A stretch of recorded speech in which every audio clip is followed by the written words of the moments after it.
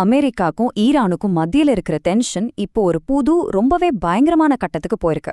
சர்வதேச கடல்ல நடந்த ஒரு நாடகீயமான மோதல் உலக வர்த்தகத்தோட இதயத்தையே நிறுத்தக்கூடிய அளவுக்கு ஒரு பெரிய நெருக்கடியை உண்டு பண்ணிருக்கு.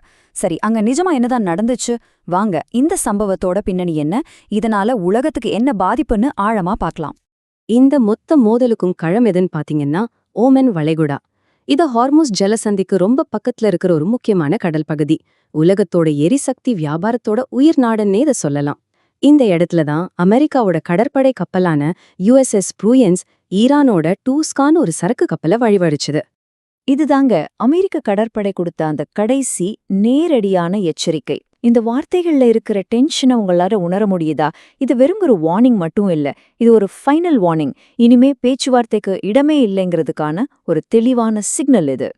ஆனா ஈரானிய கப்பல் இந்த எச்சரிக்கைக்கே அசைஞ்சு கொடுக்கல. கிட்டத்தட்ட 6 மணி நேரம், ஆமாங்க 6 மணி நேரம் இந்த இழுபறி நீடிச்சது. கடைசியில அமெரிக்க கடற்படை சொன்னதை செஞ்சாங்க.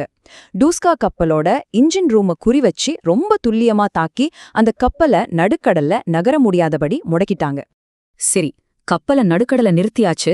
அதுக்கப்புறம் அமெரிக்க மெரைன் வீரர்கள் எப்படி உள்ள போனாங்க? அவங்க யூஸ் பண்ண டெக்னிக் பேரு தான் இந்த ஃபாஸ்ட் ரோப்பிங். அதாவது ஹெலிகாப்டர்ல இருந்து ஒரு தடிமனான கயிறு மூலமா மின்னல் வேகத்துல கப்பலோட டெக்ல இறங்கி கப்பலை முழுசா அவங்க கண்ட்ரோலுக்கு கொண்டு வந்தாங்க. ஆனா ஒரு நிமிஷம், அமெரிக்கா ஏன் இவ்ளோ தீவிரமா ஒரு மிலிட்டரி ஆக்ஷன்ல இறங்கணும்? இந்த பிரச்சனையோட ஆணி வேர் எங்க இருக்குன்னு புரிஞ்சுக்க நாம கொஞ்சம் பின்னாடி போய் பார்க்கணும்.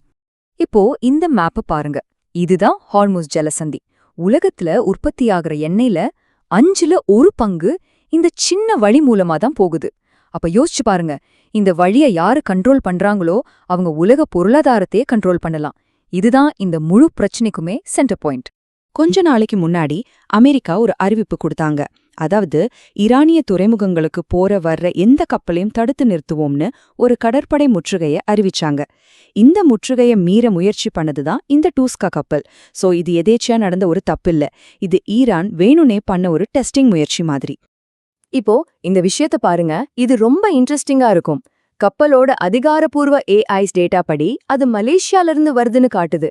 ஆனா அமெரிக்க உளவுத்துறை ரிப்போர்ட்ஸ் என்ன சொல்லுதுன்னா, அது சீனாவோட காவ்லான் துறைமுகத்திலிருந்து வருதுன்னு சொல்லுது. ஒரே கப்பலுக்கு 2 ஆரிஜின். ஒரு கப்பல் எதுக்காக தன்னோட பயணத்தை எங்க தொடங்குச்சுங்கிறதே மறைக்கணும். இந்த ஒரு கேள்விதான் அமெரிக்காவுக்கு சந்தேகத்தை அதிகமாக்குச்சு. சரி, டூஸ்கா கப்பலை ஏன் குறி வச்சாங்க? அது ஒன்னும் சாதாரண சரக்கு கப்பல் கிடையாது. அதோட ஓனர் IISLன்னு ஒரு கம்பெனி. இந்த கம்பெனி மேல ஏற்கனவே அமெரிக்கா யூரோப்பியன் யூனியன்லாம் தடை விதிச்சிருக்கு. சொல்லப்போனா இது ஒரு சந்தேகத்துக்குரிய கப்பல். அது மட்டும் இல்லாம அது கிளம்புனதா சந்தேகப்படுற சீன துறைமுகம் இருக்கு இல்லையா, அது ராக்கெட் எரிபொருள் தயாரிக்க தேவையான ஒரு கெமிக்கலான சோடியம் பெர்குளோரேட்டு ஏற்றுமதி பண்றதுல ரொம்ப ஃபேமஸ். சோ இந்த எல்லா பாயிண்ட்டையும் கனெக்ட் பண்ணி பார்க்கும்போது தான் அமெரிக்காவோட சந்தேகம் ரொம்பவே வலுவாச்சு. கடல்ல ஆரம்பிச்ச இந்த சண்டை அடுத்த நிமிஷமே அரசியல் களத்துக்கும் பரவ ஆரம்பிச்சிடுச்சு. மிலிட்டரி ஆக்ஷன் முடிஞ்சதும் வார்த்தை போர் ஸ்டார்ட் ஆயிடுச்சு. அமெரிக்க அதிபர் டொனால்ட் ட்ரம்ப் உடனே இந்த ஆக்ஷனை கன்ஃபார்ம் பண்ணாரு. அவரோட சோஷியல் மீடியா போஸ்ட் ரொம்பவே நேரடியா ஸ்ட்ராங்கா இருந்துச்சு. கப்பல் இப்ப முழுசா எங்க கண்ட்ரோல்ல இருக்கு, உள்ள என்ன இருக்குன்னு பாத்துட்டு இருக்கோம் அப்படின்னு அவர் சொன்னது ஈரானுக்கு ஒரு நேரடி மெசேஜ் மாதிரி தான் பார்த்தாங்க. ஈரானோட பதில் எப்படி இருந்துச்சு தெரியுமா? ரொம்பவே கடுமையா ஆக்ரோஷமா இருந்துச்சு. அவங்க இத அமெரிக்காவோட ஆயுதம் ஏந்திய கடற்கொள்ளைன்னு சொன்னாங்க. அது மட்டும் இல்லாம இதுக்கு சீக்கிரமே பதிலடி கொடுப்போன்னு ஓப்பனா வார்னிங் கொடுத்தாங்க. இது ஏற்கனவே எரிஞ்சிட்டு இருந்த நெருப்புல எண்ணெயை ஊத்துன மாதிரி ஆயிடுச்சு. இந்த ஒரே ஒரு சம்பவம் கொஞ்ச நாளைக்கு முன்னாடி தான் உருவான ஒரு தற்காலிக போர் நிறுத்தத்தை மொத்தமா காலி பண்ணிடுச்சு. பாகிஸ்தான்ல 2 நாடுகளுக்கும் நடுவுல நடக்க இருந்த அமைதி பேச்சுவார்த்தையும் இப்போ கேள்விக்குறியாயிடுச்சு. ஒரு சின்ன தீப்பொறி ஒரு பெரிய போருக்கான வாய்ப்பை மறுபடியும் உருவாக்கிடுச்சு. இந்த அரசியல் மிலிட்டரி டென்ஷன் எல்லாம் ஓமன் வளைகுடாவோட நிக்கல. அதோட உண்மையான அதிர்வலைகளை இப்ப உலக பொருளாதாரம் உணர ஆரம்பிச்சிருக்கு. இந்த ஏரியால நடக்கிற தாக்குதல்களோட தீவிரம் எந்த அளவுக்கு இருக்குன்னு இந்த சார்ட் காட்டுது. பாருங்க, தாக்கப்பட்ட கப்பல்கள்ல 5ல் 1 பங்குக்கு மேல, அதாவது கிட்டத்தட்ட 23% ஒன்னு ரொம்ப மோசமா சேதமாகி இருக்கு, இல்லனா மொத்தமாவே மூழ்கிடுச்சு. இது வெறும் நம்பர்ஸ் இல்ல, உலக வர்த்தகத்தோட உயிர்நாடி மேல நடத்தப்படுற ஒரு நேரடி தாக்குதல் இது. இதனால பொருளாதார ரீதியா எவ்ளோ பெரிய பாதிப்புன்னு பாருங்க. போர் ஆபாயம் காரணமா இன்சூரன்ஸ் பிரீமியம் மட்டும் 1000% உயர்ந்திருக்கு. அதாவது முன்னாடி 100 ரூபாய் இன்சூரன்ஸ் கட்டின இடத்துல இப்போ 1000 ரூபாய் கட்டணும். நினைச்சு பாருங்க, எண்ணெய் விலையும் சரக்கு போக்குவரத்து கட்டணமும் 2 மடங்குக்கு மேல ஏறிடுச்சு. இந்த மோதலோட தாக்கம் இந்தியாவையும் நேரடியா பாதிக்குது. இந்தியாவோட கொடி போட்டிருந்த டேங்கர் கப்பல்கள் மேல தாக்குதல் நடந்திருக்கு. இதனால நம்ம வீட்டுக்கு வர எல்பிஜி, எல்என்ஜி சப்ளைல எல்லாம் தட்டுப்பாடு ஏற்பட்டிருக்கு. நம்ம ஏற்றுமதியாளர்கள் 40-50% அதிகமா இன்சூரன்ஸ் கட்ட வேண்டிய நிலைமைக்கு தள்ளப்பட்டிருக்காங்க. இது ரொம்ப பெரிய சுமை. மறுபடியும் இந்த நம்பரை பாருங்க, +1000%. இது வெறும் ஒரு நம்பர் இல்ல, இது ஒரு பெரிய அபாயமணி.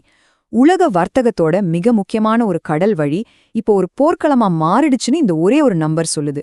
யோசிச்சு பாருங்க, இன்சூரன்ஸ் கம்பெனிக்காரங்க, அதாவது பணத்தை வச்சு ரிஸ்க் எடுக்கிறவங்க, இந்த அளவுக்கு ரிஸ்க் இருக்குன்னு கணக்கு போடுறாங்கன்னா கடல்ல நிலைமை எவ்வளோ மோசமா இருக்கும்னு நீங்களே கற்பனை பண்ணிக்கோங்க. இவ்ளோ சம்பவங்களுக்கு பிறகு இப்போ எல்லார் மனசுலயும் ஒரே ஒரு கேள்விதான் ஓடிட்டு இருக்கு. அடுத்து என்ன? இந்த சார்ட் நிலைமையோட தீவிரத்தை அப்பட்டமா காட்டுது. பாருங்க, இந்த சண்டை ஆரம்பிக்கிறதுக்கு முன்னாடி தினமும் நூத்துக்கணக்கான கப்பல்கள் போயிட்டு வந்த ஹார்மூஸ் ஜலசந்தி இப்போ கிட்டத்தட்ட ஒரு விரிச்சோடி போன பாதை மாதிரி ஆயிடுச்சு.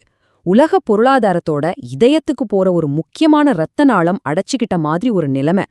ஆக இப்ப நம்ம முன்னாடி இருக்கிற முக்கியமான கேள்வி இதுதான். உலகத்தோட மிக முக்கியமான எரிசக்தி பாதை கிட்டத்தட்ட மூடப்பட்டிருக்கு. அமெரிக்காவும் ஈரானும் நேருக்கு நேர மோதுற நிலைமையில நிக்கறாங்க. பதிலடி கொடுப்போம்னு 2 பக்கமும் எச்சரிக்கைகள் பறக்குது. அடுத்த 48 மணி நேரம் இந்த மோதல் ஒரு முழு நீள போற மாறுமா, இல்லனா சமாதானமாகறதுக்கு ஏதாவது வாய்ப்பு இருக்காங்கிறத முடிவு பண்ணும். உலகமே ரொம்ப பதட்டத்தோட இத உத்து கவனிச்சிட்டு இருக்கு.